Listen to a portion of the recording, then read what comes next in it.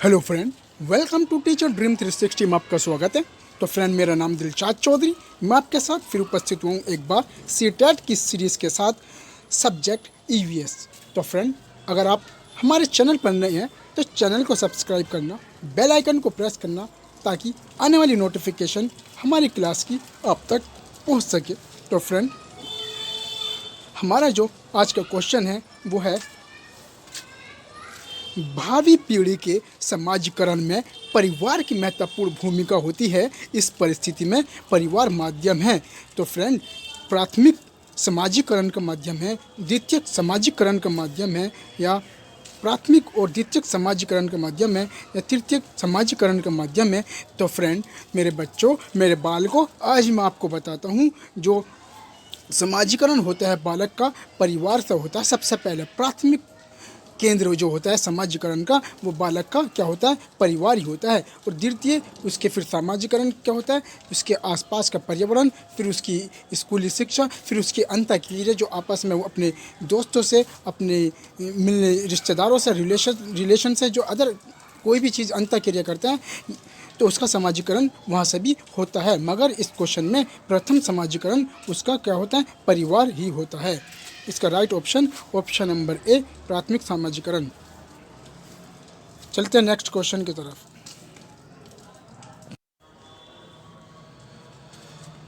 निम्नलिखित में से किससे सहयोग भावना से कार्य करने का अभिप्राय सीखा जा सकता है?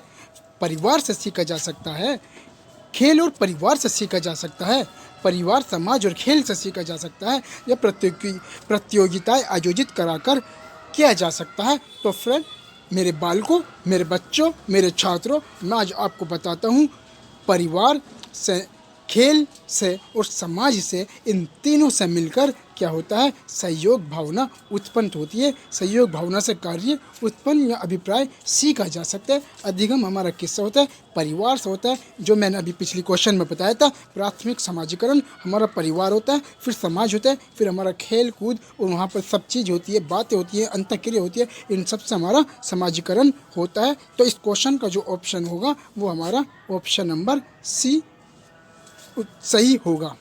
चलते हम अपने नेक्स्ट क्वेश्चन की तरफ। हमारा अगला क्वेश्चन, मूल परिवार किससे मिलकर बनता है?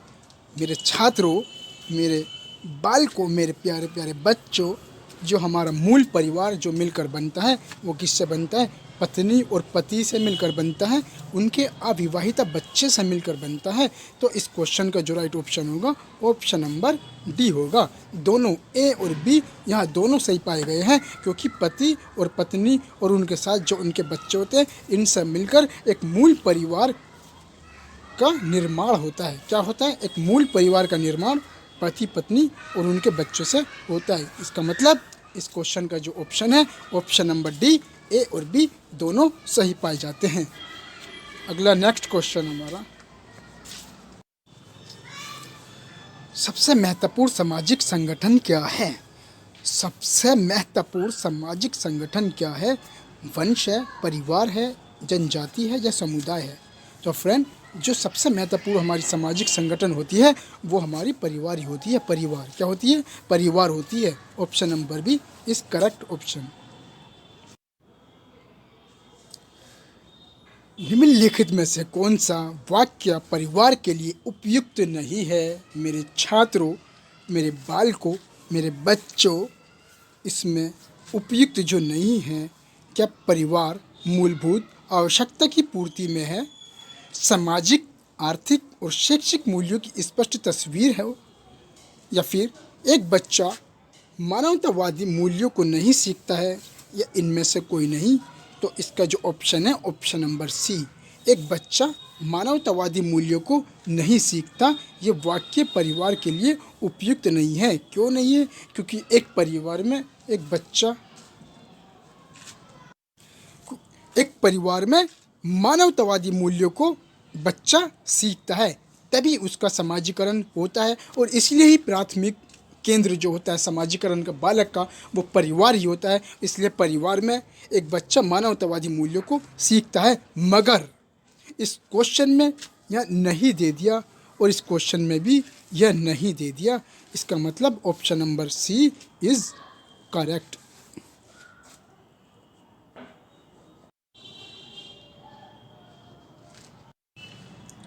निम्न में से किस कारण से परिवार को दूसरे शहर में स्थानांतरित होना पड़ता है? तो फ्रेंड, परिवार का विवाह इसलिए स्थानांतरित होना पड़ता नहीं। अरे माता तो ट्रांसफ़र होती है अपने घर से, पिता कौन ट्रांसफ़र करता है? पिता का, माता पिता का स्थानांतरण, हाँ, बच्चे का जन्म की वजह से या बच्चे की शिक्षा की वजह से नहीं। इसमें जो ऑप्शन है वो ऑप्शन बी इज़ करेक्ट है, क्योंकि माता पिता का स्थानांतरण होता है तभी परिवार एक शहर से दूसरे शहर में जाता है। क्यों? इसका कारण हो सकता है चाहे किसी के माता पिता की जब सरकारी जॉब होती है या सरकारी नौकरी होती है, जब आपकी भी सरकारी नौकरी लगेगी, जब आप सरकारी टीचर बनेंगे, जब एक शहर से दूसरे शहर में जाना पड़ सकता है। क्यों? क्योंकि उसका ट्रांसफ़र कर देती है गवर्नमेंट, या किसी कारणवश एक शहर से दूसरे शहर किसी का बिजनेस की वजह से जाना पड़ सकता है। तो इसका सिर्फ एक ही ऑप्शन है, माता पिता का स्थानांतरण की वजह से एक परिवार एक शहर से दूसरे शहर का स्थानांतरण कर सकता है।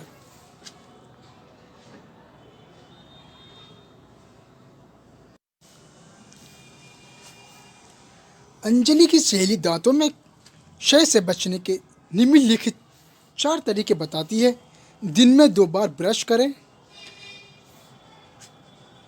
इनेमिल कम न हो इसके लिए ब्रेसिज पहने, मिठाई, चॉकलेट, कार्बन डाइऑक्साइड युक्त पेय पदार्थ न ले, हर खाने के बाद कुल्ला करें।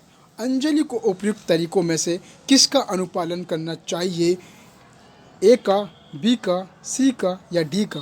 अरे दिन में 2 बार ब्रश करें, इसका अनुपालन करना चाहिए। इनेमिल कम न हो इसके लिए ब्रेसिज पहने, बिल्कुल नहीं। मिठाई, चॉकलेट और कार्बन डाइऑक्साइड युक्त पेय पदार्थ न ले, बिल्कुल सही। ए और सी इज़ करेक्ट।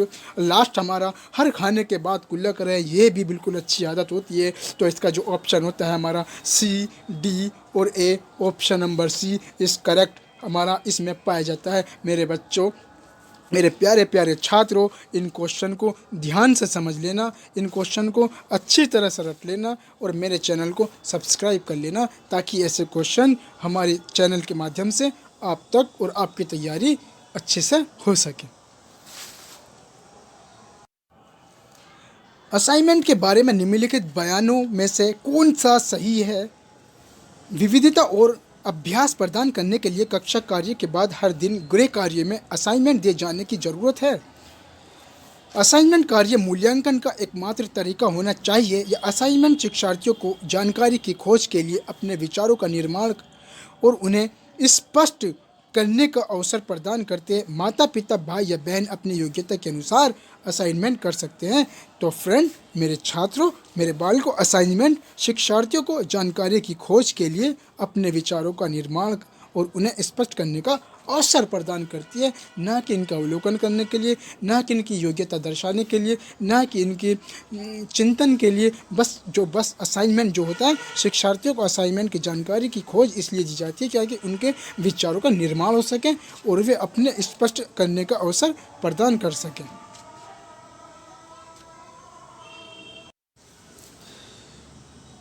माँ की माँ को अमूमा किस भाषा में कहा जाता है?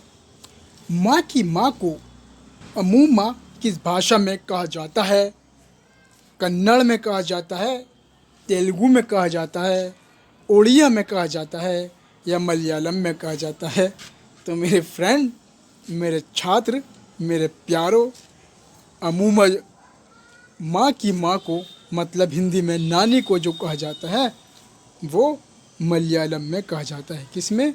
मलयालम में माँ की माँ को अमूमा कहा जाता है। क्या क्या फ्रेंड?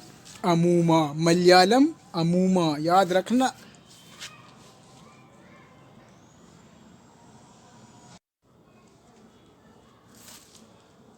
एकल परिवार में होते हैं, एकल मतलब सिंगल फैमिली में कौन होते हैं? एकल परिवार में कौन होते हैं? पति या पत्नी, उनके अविवाहिता बच्चे, उनके माता पिता या ए और बी दोनों। तो अभी तो ये क्वेश्चन पीछे भी बताया था, ये फिर स्लाइड में किसी और क्वेश्चन की फॉर्म में बनकर आ गया। तो इसको उत्तर तो आप खुद ही बता दीजिए क्या होगा। इसका उत्तर जो होगा पति पत्नी, अब उनके अविवाहित बच्चे, इसका मतलब डी, ए और B. Option number D is correct option. संयुक्त परिवार को परिभाषित किया जाता है, अभी हमने पिछली स्लाइड में क्या बताया था, एकल परिवार, और अब क्या आ गया, जॉइंट फैमिली। इसका मतलब संयुक्त परिवार को परिभाषित किया है। कैसे किया है, देखिए, 2 या 3 पीढ़ी के परिवार के सदस्य एक दूसरे के साथ रहते हैं। पति पत्नी और उनके बच्चे एक दूसरे के साथ रहते हैं, युगल साथ रहते हैं, इनमें से कोई नहीं तो फ्रेंड जॉइंट फैमिली। संयुक्त परिवार जो होता है वो 2 या 2 पीढ़ी के परिवार के सदस्य एक दूसरे के साथ रहते हैं। मतलब दादा के दादी, मतलब दादा की जो पीढ़ी चल रही है, परदादा के बच्चे, दादा के बच्चे, पापा के भैया, ये सब एक ही घर में रहते हैं। उसको क्या बोलते हैं, संयुक्त परिवार। जब खिचड़ी से पक जाती है घर में, मेरे चाचा हैं, ये मेरे दादा हैं, ये मेरे दादा के भाई हैं, ये मेरे चाचा के भाई हैं, ये सब क्या होते हैं, ये सब हमारे जॉइंट फैमिली संयुक्त परिवार का एक हिस्सा होते हैं। इसका option number A is correct option. निम्नलिखित में से कौन से शब्द समूह आपस में निकटतम रूप में संबंधित है? ऐसे कौन से शब्द हैं, ऐसे कौन सा शब्द का इनमें से चारों में से कौन सा ऐसा समूह है जो आपस में बहुत बहुत पास पास संबंध रखते हैं? मच्छर, डेंगू, लोह, गुड़, ये समूह आपस में संबंध रखते हैं। अरे मच्छर डेंगू तो रखते हैं, लेकिन लोह गुड़ बिल्कुल भी नहीं रखते। मच्छर, मलेरिया, अनीमिया, रक्त या लोह, मच्छर मलेरिया एक दूसरे से संबंध रखते हैं, मगर अनीमिया, रक्त, लोह ये नहीं रखते। लोहा, मलेरिया, अनीमिया, रक्त ये भी नहीं रखती है आपस में संबंध। लेकिन हमारा ऑप्शन नंबर डी, लोहा, हीमोग्लोबिन, अनीमिया, आंवला, ये क्या है, हमारे एक शब्द समूह है जो आपस में किसी न किसी रूप में एक दूसरे से निकटतम संबंध रखते हैं, बहुत पास पास संबंध रखते हैं। इस क्वेश्चन का option number D is correct option. पके हुए चावल को एक प्रशीतन में लंबे समय के लिए संरक्षित किया जा सकता है। क्यों किया जा सकता है? क्योंकि रोगुण कम तापमान पर निष्क्रिय हो जाते हैं। कम तापमान रोगाणु को मारकर नष्ट कर देता है। भोजन में नमी की मात्रा कम तापमान पर कम हो जाती है। या फिर मेरे प्यारों, मेरे छात्रों, रेफ्रिजरेटर में कुछ रसायन होते हैं जो रोगाणुओं को मार डालते हैं, ये भी नहीं है। तो फिर मेरे प्यारों, इसका ऑप्शन जो होगा वो होगा ऑप्शन नंबर ए, रोगाणु कम तापमान पर निष्क्रिय हो जाते हैं। निष्क्रिय का मतलब अनएक्टिव, अनएक्टिव का मतलब एक्टिव का मतलब एक्टिवनेस, और निष्क्रिय का मतलब वही आलसपन। क्या? निष्क्रिय आलसपन। Option number A is correct option. ये देखा गया है कि पाचन की प्रक्रिया बाहर के मुकाबले अमाशय के अंदर तेजी से होती है। अब ये क्यों होती है? अमाशय के अंदर पाचक रस अम्लीय होते हैं, जबकि बाहर वे क्षारीय होते हैं। बिल्कुल भी नहीं है ऐसा। भोजन पाचन की उपस्थिति में अमाशय में पाचक रास के उत्पादन की राशि बहुत अधिक होती है। नहीं, पाचक रस जब अमाशय से बाहर होते हैं तो वे निष्क्रिय हो जाते हैं। यही भी नहीं है। ऑप्शन नंबर डी बचा है, तो इसका मतलब लगा दो टिक, लगा दो राइट ऑप्शन। यही है, जब खाना अमाशय में मथता है तो तेज एंजाइम कार्यवाही के लिए सतह क्षेत्र बढ़ जाता है। ऑप्शन नंबर डी इस करेक्ट ऑप्शन। मेरे प्यारों, जब हम ऑप्शन लगाते हैं तो इस तरीके ऑप्शन देखा करो एलिमिनेट मेथड से। पहले ऑप्शन काट दिया करो। अगर कोई क्वेश्चन हमें डायरेक्ट याद है तो लगा दो बेधड़क टिक, अगर कोई क्वेश्चन में संशय है, 50-50 का मार्जिन है, तो फ्रेंड मेरे छात्रों, मेरे प्यारों, एलिमिनेशन मेथड से करना, एक एक ऑप्शन को काटते जाना, लास्ट वाला ऑप्शन बचेगा वही टिक लगा दो ना। क्यों? क्योंकि वही इसका आंसर है। चलते हैं नेक्स्ट क्वेश्चन।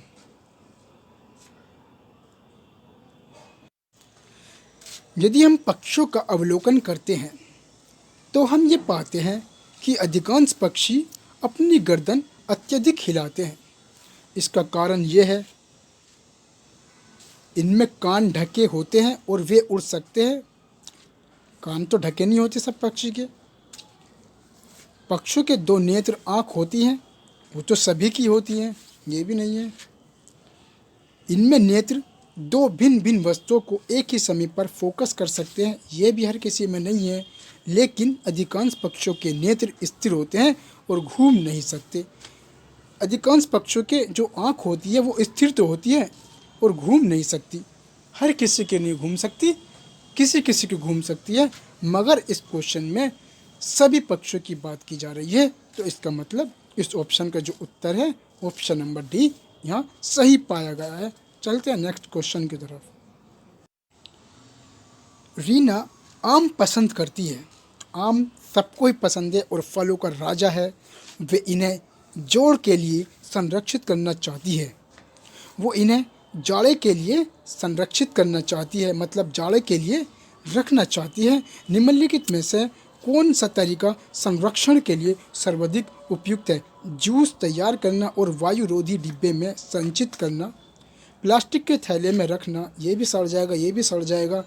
रेफ्रिजरेटर में संचित करना, ये भी बेकार हो जाएगा। मगर अचार और आम पापड़ बनाना, अचार और हमारा आम पापड़ चाहे 2 साल के लिए रख लें, चाहे 3 साल के लिए रख लें, अक्सर ज़्यादा से ज़्यादा सर्वाधिक समय तक हमारा सही पाया गया है। मतलब अचार हमारा ख़राब नहीं होता, आम पापड़ हमारा ख़राब नहीं होता। हम उस आम को अचार के रूप में और आम पापड़ के रूप में सर्दियों से गर्मियों तक उसको सेवन कर सकते हैं, खा सकते हैं, वो कभी ख़राब नहीं होता। इसलिए अचार और आम का पापड़ बना के रख सकते हैं। ऑप्शन नंबर डी यहाँ सही पाया गया है। नीचे दिए गए सभी जानवरों में निम्नलिखित कौन सी विशेषता पाई जाती है? छिपकली, गोरैया, कछुआ, सांप। वे जहरीले होते हैं। नहीं, छिपकली जहरीली होती है। गोरैया जहरीली नहीं होती। सांप जहरीला होता है, तो सभी नहीं होते इनमें से, ये तो है ही नहीं। वे भूमि और जल दोनों में रह सकते हैं। छिपकली जल में तो रहती नहीं, गोरैया जल में तो रहती नहीं, कछुआ जल में रहता है, सांप जल में भी रहता है, भूमि पर भी रहता है, मगर ये सब के लिए ये विशेषता नहीं है। उनके शरीर श्लक से ढके होते हैं, गोरैया के नहीं होते, सांप के हो सकते हैं। मतलब विशेषता सबकी सेम नहीं है, तो ये भी नहीं है। वे अंडे देते हैं। छिपकली अंडे देती है, गोरैया अंडे देते हैं, कछुआ अंडे देते हैं, सांप अंडे देते हैं। इसका मतलब इन चारों की जो विशेषता है वो ऑप्शन नंबर डी संबंधित है। ऑप्शन नंबर डी यहाँ करेक्ट पाया गया है। बालक की शिक्षा में कार्य एवं खेल महत्वपूर्ण भूमिका निभाते हैं, क्योंकि अब जब बालक की जो शिक्षा होती है, कार्य, काम और खेल महत्वपूर्ण भूमिका निभाते हैं, क्योंकि खेल में बच्चे अधिक रुचि लेते हैं। खेलने के बाद बालकों की रुचि पढ़ाई में बढ़ जाती है, ऐसा तो बिल्कुल भी नहीं है।